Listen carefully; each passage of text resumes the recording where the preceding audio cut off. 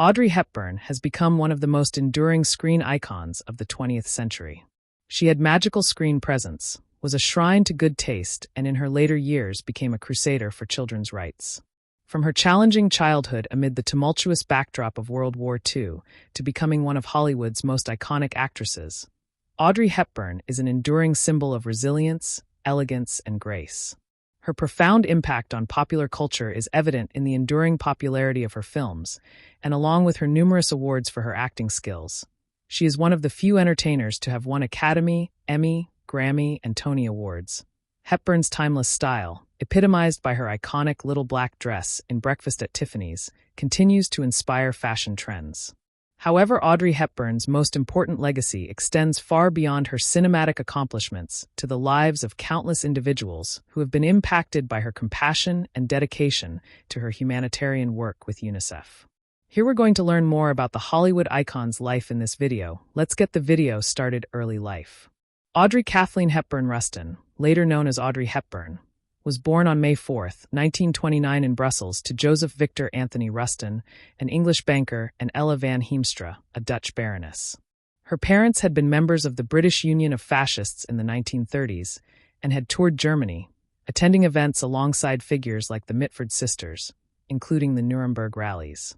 Audrey's early childhood was divided between Belgium, England, and the Netherlands. Following her parents' separation when she was aged 6, Audrey moved to Arnhem in the Netherlands with her mother, though attended boarding school in Kent from 1936–1939. After their divorce, Hepburn's father became deeply involved in fascist activities, and was later imprisoned in Britain during the war as an enemy of the state after receiving seed money to start a newspaper from Germans with ties to Joseph Goebbels. After Britain declared war on Germany, Hepburn's mother moved Audrey back to Arnhem, hoping the Netherlands would remain neutral and be spared a German attack. Aiding the Dutch resistance. Audrey was aged 11 when the Nazis invaded the Netherlands in 1940. She witnessed the transportation of Dutch Jews to concentration camps, and along with the Dutch population, her family faced severe restrictions and shortages of basic necessities under the harsh Nazi occupation. In 1942, Hepburn's uncle was executed in retaliation for a resistance-led sabotage act. Audrey's half-brother Ian was deported to a Nazi labor camp in Berlin, compelling her other half-brother Alex to go into hiding. Audrey's family went to live with her grandfather in Velp.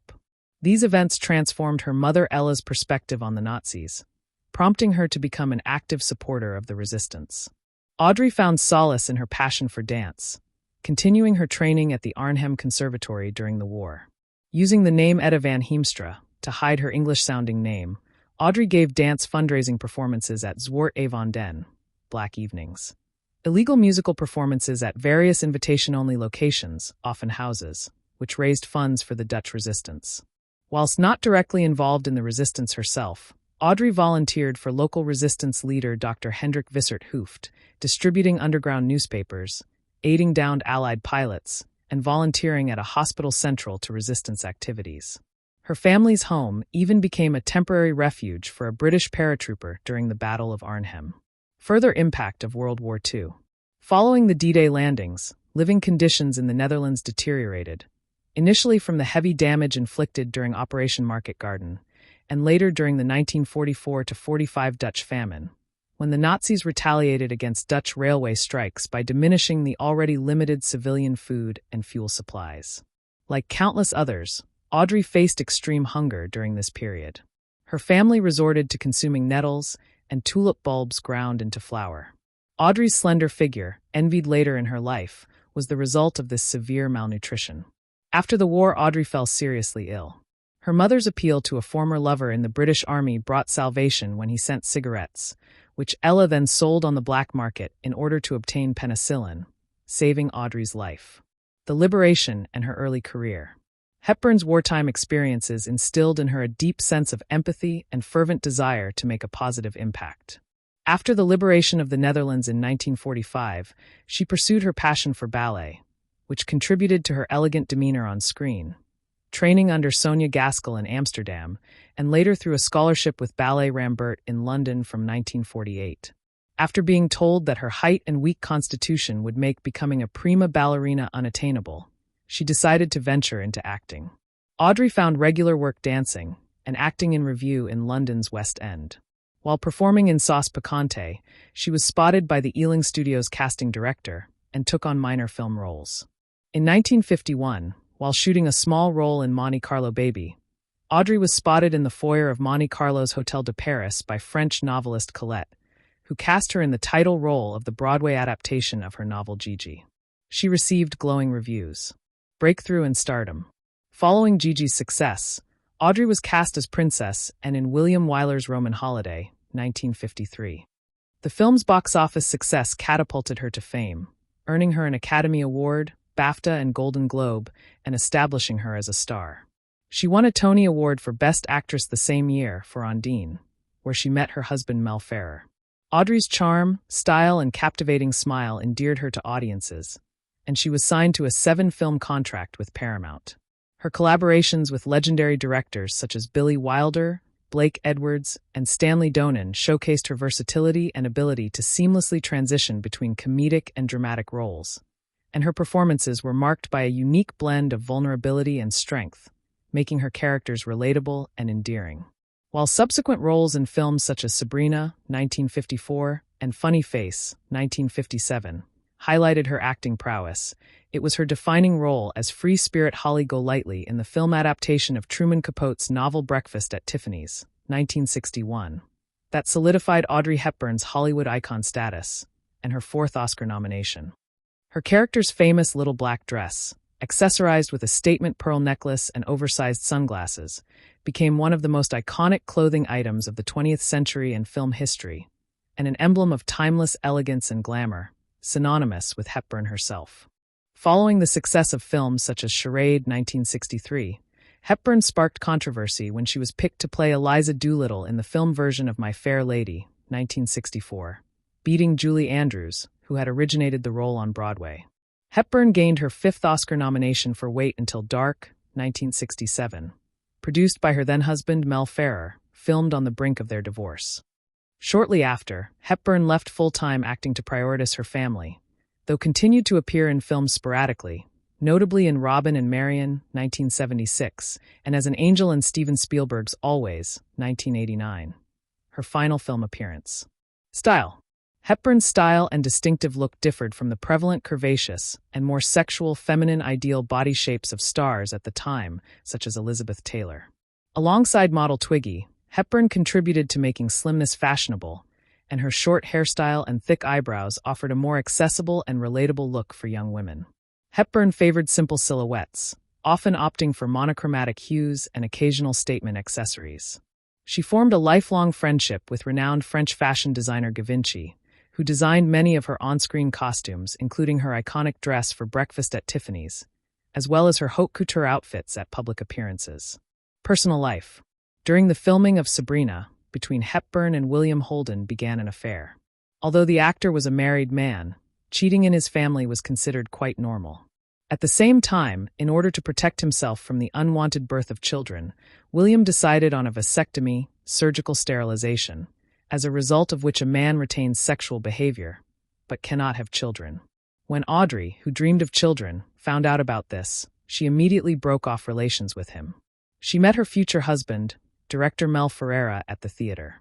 An interesting fact is that for Mel this was already the 4th marriage. The couple lived together for about 14 years, having parted in 1968.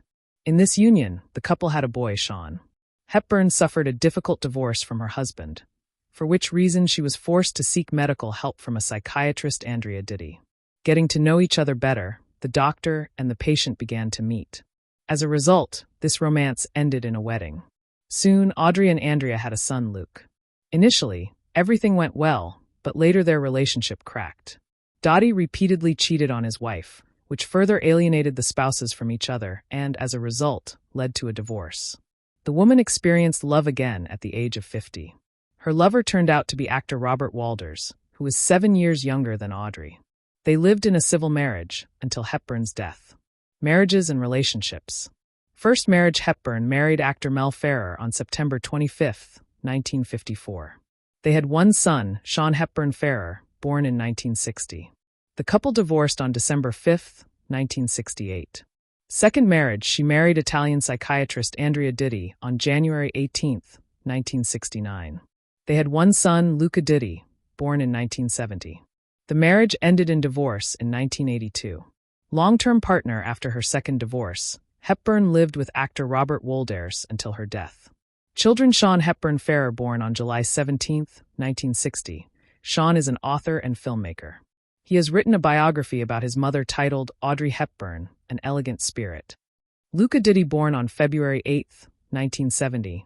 Luca is an entrepreneur and has also written about his mother, providing personal insights into her life. Humanitarian work. UNICEF. Hepburn became a UNICEF Goodwill Ambassador in 1988. She dedicated much of her later life to humanitarian work, traveling to some of the most impoverished regions of the world. Legacy: her humanitarian efforts have left a lasting impact, and she is remembered not only for her film career, but also for her compassion and dedication to helping children in need. Later years and death. Health issues: Hepburn was diagnosed with appendiceal cancer in 1992. Death: she passed away on January 20, 1993, at her home in 𝐒𝐞𝐬𝐮𝐥𝐭𝐬, Switzerland, at the age of 63. She was buried in the local cemetery. Legacy: cultural icon: Hepburn remains a cultural icon, celebrated for her elegance, style, and contributions to both cinema and humanitarian causes. Awards and honors: she received numerous awards throughout her career, including an Academy Award, a Tony Award, and several Golden Globes. Audrey Hepburn's life was marked by both extraordinary achievements and personal challenges, making her one of the most beloved and enduring figures of the 20th century. Humanitarian work. Hepburn had narrated 2 radio programs for UNICEF in the 1950s, retelling children's war stories. Having experienced the hardships of war firsthand, Audrey dedicated a significant portion of her life to helping those in need, maintaining a lasting partnership with the organization. She was appointed a Goodwill Ambassador for UNICEF in 1989. In her role, Audrey traveled to numerous countries, witnessing the dire conditions faced by children and families. Her eloquent and tireless advocacy, including addressing the U.S. Congress, was instrumental in raising awareness and funds for crucial humanitarian initiatives, including vaccination programs, clean water projects, and education initiatives, and she earned the Presidential Medal of Freedom in 1992. Shortly after a UNICEF trip to Somalia in 1992, Hepburn was diagnosed with colon cancer. She continued her travel and UNICEF work, but died on January 20, 1993 at her home near Lausanne, Switzerland, aged 63. Numerous charities have since been founded in her memory to continue fundraising for the causes important to her, leaving a powerful legacy beyond her iconic cinematic achievements.